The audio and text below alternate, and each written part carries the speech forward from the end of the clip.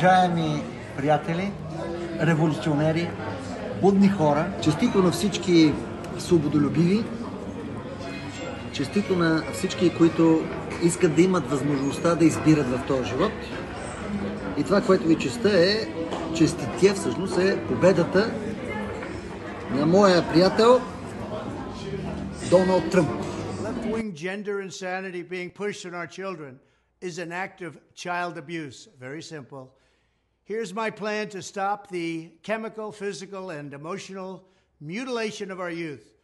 On day one, I will revoke Joe Biden's cruel policies on so-called gender-affirming care. Ridiculous. A process that includes giving kids puberty blockers, mutating their physical appearance, and ultimately performing surgery on minor children. Can you believe this? Поне ще спокойни, че гадините няма да дойдат и да кажат на вашето дете кръц и да му отрежат хуя.